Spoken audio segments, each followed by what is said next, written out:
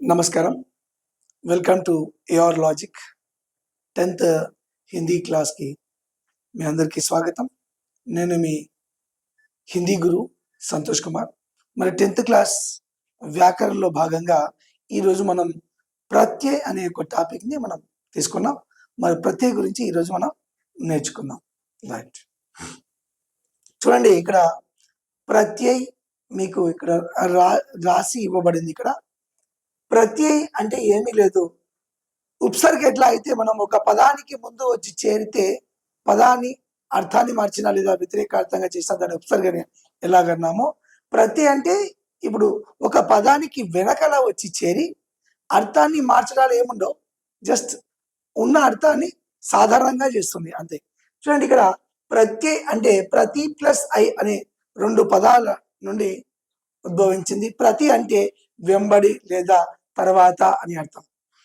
I అంటే నడిచేది, వచ్చేది అంటాం. అంటే ఒక పదానికి వెనకల వచ్చేటటువంటి అక్షరాన్ని కానీ లేదా పదాన్ని కానీ ప్రత్యయ్ అంటాం. మరి ఇప్పుడు చూసుకున్నట్లయితే ఇక్కడ మనకు 10th క్లాస్ భాషాకి బాత్ వెనుకల టాపిక్స్ ఏవైతే ఉన్నాయో మొత్తం ప్రత్యయాలన్నీ కూడా ఒక చోట తెచ్చి రాయడం జరిగింది మీకోసం. ఇప్పుడు చూద్దాం ఒక్కొక్క పదంలో ప్రత్యయం ఉన్నాయి. సేమ్ ఎలాగైతే మనం ఉపసర్గలో మూల్ శబ్దని మనం ఎలాగైతే గుర్తించాలో అలాగే ప్రత్యయంలో కూడా మూల్ శబ్ద గుర్తించాలి. ఈ మూల్ శబ్ద వెనకాల వచ్చినవన్నీ కూడా ప్రత్యయలే. ఈ ప్రత్యయని మనం ఇంగ్లీష్ లో సఫిక్స్ అంటారు, సఫిక్స్ అని అంటారు. తెలుగులో ప్రత్యయములే అంటారు, ప్రత్యయములు. డూమువులు లేని భాష హిందీ భాష, డూమువులు కలిగినటువంటి భాష తెలుగు భాష. తెలుగు భాషని అజంత భాష అంటారు. అంటే ఆతో అంతమయ్యేటటువంటి పదాలు, ఆతో అంతమవుతాయి అన్ని పదాలు కూడా, మాటలు కూడా. అది హిందీలో హలంత్ అంటే పొల్లు అక్షరాలుగా అంతమవుతాయి. కాబట్టి ఇది హలంత భాష, తెలుగు అజంత భాష. ఇక్కడ చూడండి, దుకాన్దార్ అనే పదాన్ని మనం తీసుకున్నాం మొట్టమొదటిగా. ఈ దుకాన్దార్లో మొట్టమొదటిగా మూల్ శబ్దం ఏముంది? దుకాన్. కాబట్టి ఇక్కడ దార్ అనే పదము మనకు వెనకాల వచ్చి చేరింది లేదా తర్వాత వచ్చి చేరింది. కాబట్టి ఈ దార్ అనేటటువంటిది ప్రత్యయ్.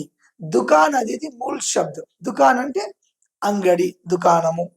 నెక్స్ట్ గరీబీ, గరీబ్ ప్లస్ ఈ రెండు పదాలు కలిపితే గరీబీ వచ్చింది. మరి దీన్ని ఎలాగా గుర్తించాలి? గరీబ్ ప్లస్ ఈ అంటే దీంట్లో ఈ అనేటటువంటిది ప్రత్యయ అని అర్థం. అలాగే మధుర్త, మధుర్ అనేది మూల్ శబ్దం, తా అనేది వెనకాల వచ్చి చేరింది కాబట్టి ఇత్తా అనేది ప్రత్యయం.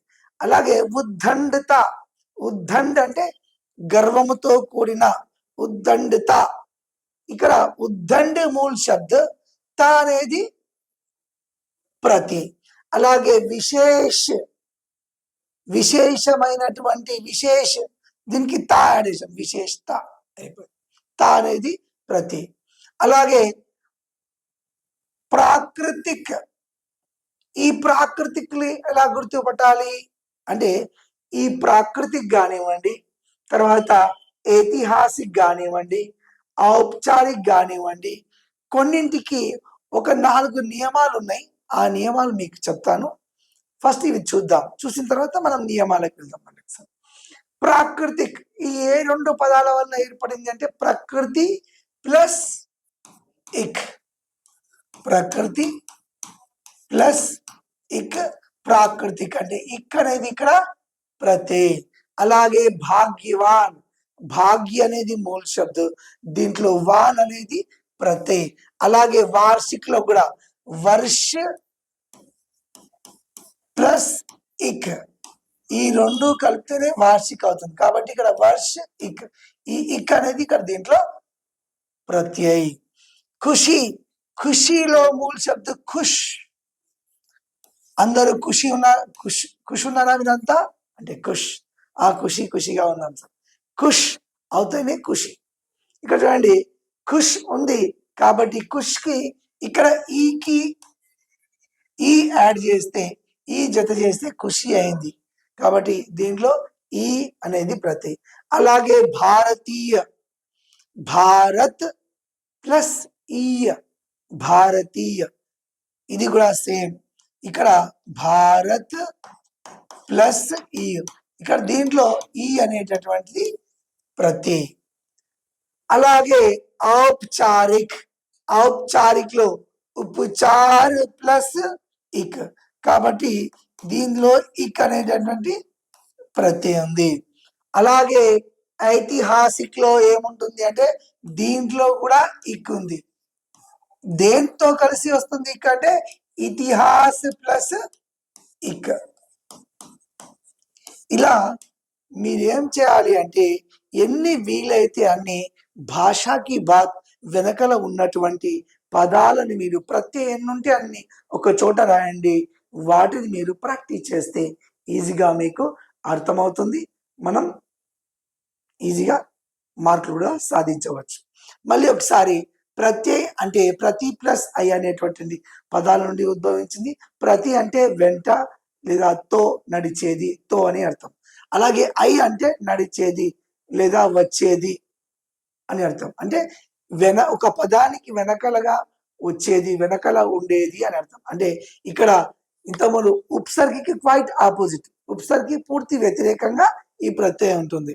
ఇది మనం ఇంకా కొన్ని నియమాలతో చూసుకుందాం. ఇప్పుడు చెప్పాను కదా ఇక్కకు సంబంధించినటువంటి ఒక 4 నియమాలు ఉన్నాయి. ఆ 4 నియమాలను మీకు పరిచయం చేస్తాను ఇప్పుడు.